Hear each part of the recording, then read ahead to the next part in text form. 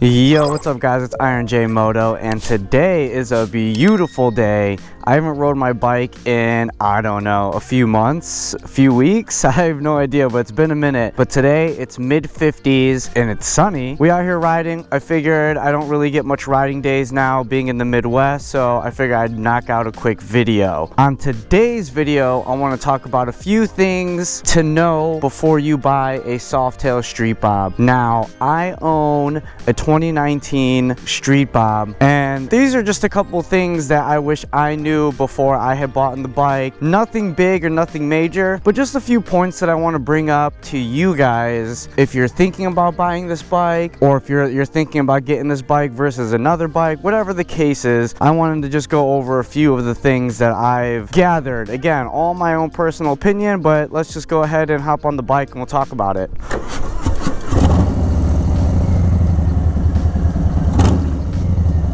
Man, it feels so good to ride, man. It's like, you really just don't appreciate how much fun riding is unless you're like in the Midwest or somewhere where it gets cold during like the down season. I mean, it's been already in the low 30s already. I can't find any of the power to get out and ride. Mid 50s and sunny, definitely doable. All right, jumping into it. So I own a 2019 Softail Street Bob. I know that in the new 2021s, they have a 114 engine in it. I know a lot of people are like, why would I get a 107 versus the 114? There's tons of other variable factors into why you would want to get one or the other. Obviously, you can get a used one pre-2020, maybe save a few more bucks. I personally don't feel a difference between a 107 and a 114. My dad has a 2020 Lowrider S with a 114, and I rode that stock. I feel like the Milwaukee 8 is just a really smooth running bike. I came from a Sportster, I rode a Dyna, I rode all kinds of bikes. The Milwaukee 8 is definitely by far the smoothest running engine that I've ever been on. The difference between a 107 and a 114, I don't really feel like that big of a difference to me. If you want a 114, by all means, go ahead. I'm not saying it's more powerful. I'm just saying, to me personally, when I've rode this and I rode my dad's 2020 Lowrider S, in regards to the power, they feel very similar to me. Now, the new 2021s have a new colorway versus, I believe, the 2020 and before all have the emblems on the tank. So that's something different, you know. I don't think I'm that big of a fan of the 2021's colorway. They're cool, I'm not hating on them, it's just not my style. I did like the pre-2020 Street Bobs with the emblems. I thought that was a lot cooler to me, in my opinion, having the Harley Davidson emblem. Another thing to consider if you're wanting to get a Street Bob, doesn't matter which year, is it comes with spoked wheels. I'm kind of in the middle. I have days where I wish I had mag wheels. I do have days where I'm like, the spoke wheels are growing on me. Like, I really don't even mind them. But I think at the end of the day, I'm definitely gonna want to put mag wheels on it. That is something to consider when you're getting this bike. Obviously, it's a Street Bob, and it's meant to be that old classic look. I'm taking the platform and obviously doing a club style version of it. So for some of you guys, spoke wheels might be the vibe, but for me personally, it wasn't. I really don't actually even mind them, but it is something to note before you buy it, you know, that it comes with spoked wheels. Another thing to note is the single disc front brakes. I didn't think something like that would matter to me, but as you become more and more of an experienced rider and you start doing more miles, or you start riding aggressive like I do, that becomes more of something that matters for sure. Now, when I ride my dad's Lowrider S and then I jump onto this, the braking power, it just lacks so much in the Street Bob. I've been considering maybe doing an oversized brake rotor, but I think that's the route I'm gonna take. I don't think I'm gonna go as far as trying to make this a dual disc front brakes. Like, I don't think I'm gonna spend that much money into it, but that is something to consider if you're thinking about getting this bike, is that it does have that single disc front brake, so it does kind of lack a little bit in the braking. It's not like bad, but like it's just one of those things where, again, I'll ride my dad's bike, it's just night and day difference. And then that leads me into the handling. You have your traditional forks on this one, but on bikes like the Lowrider S, I believe the Fat Bob, and even like the Sportster Roadster, they have inverted forks. And I will say the inverted forks versus on the Street Bob with like the traditional forks is another night and day difference. So that is something to consider as well before you're gonna buy this bike. And again, I don't know, maybe you're just getting this bike, or you're comparing this bike, or you just want to see what my thoughts are. But yeah, man, when I've rode my dad's bike and then I just jump back on my bike, it's just such a big difference in the handling. Obviously the Lowrider S, it's just a different bike, but a lot of people do consider like, should I get a Street Bob, should I get a Lowrider S?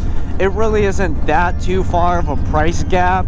So I guess, and with my dad owning a 2020 Lowrider S and me having experience with this and his bike, that's why I'm able to compare it to that bike. The front suspension on this thing is definitely something that is in my list of wants to upgrade. I do remember upgrading the suspension on my Sportster when I had it, and I needed to upgrade the rear suspension. It like hurt my ass so much. Now for this one, I don't see me upgrading the rear suspension first. I see me upgrading the front suspension first. I feel like when I'm taking aggressive curves, or in my case, when I'm getting onto that on-ramp and off-ramp of the highway, I think is when I notice the front suspension the most.